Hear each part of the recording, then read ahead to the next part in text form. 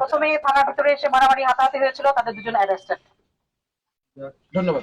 হাতে তালি হবে না এর জন্য এত কষ্ট। দ্বিতীয় কথা, আপনাদের যে পুলিশ সদস্যের বিরুদ্ধে কমপ্লেইন ছিল, সে পুলিশ থানায় সংযুক্ত, তাকে আপনারা মেহেরপুরে আর কাজে কর্মরত দেখতে পাবেন না।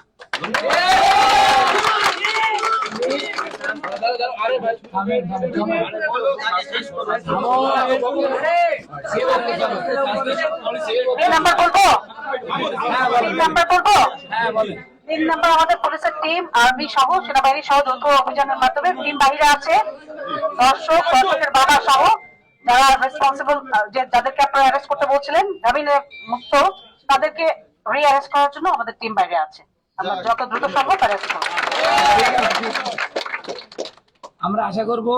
আরো একটা পয়েন্ট বাকি আছে, যেহেতু এটা কোর্টের প্রসিডিওর, জামিনে মুক্ত হলে ধরা যায় না, আমরা তাদের জামিন বাজেয়াপ্ত করার জন্য বা বাতিল করার জন্য আমরা কোর্টকে কনভিন্স করবো। এবং রবিবারের দিন আমরা আমার বোনের পক্ষে আমরা কোর্টে থাকবো। আমরা কোর্টে আমরা দরকারে আমরা রিকোয়েস্ট করব, এবং যে ধর্ষক তাকে আমরা আপনাদের পক্ষে বলতে দর্শকের পক্ষে আমরা, এটা তো বুঝতে পারছেন আমাদের পক্ষ কোনটা? দর্শকের পক্ষে তো আমরা, তার পক্ষে আমরা ধর্ষিতার পক্ষে, যাকে দর্শন করা হয়েছে।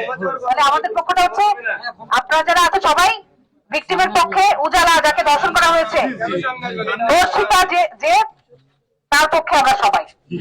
পুলিশ, পাবলিক, মেহেরপুর জেলা পুলিশ সহ যৌথ বাহিনী যারা আছে সবাই ধর্ষিতার পক্ষে। আমার মনে হয় আপনাদেরকে, আপনারা যা যা চেয়েছেন, যেমনটা চেয়েছেন, আমরা সেটা করতে পেরেছি। ঠিক আছে, ধন্যবাদ সবাইকে।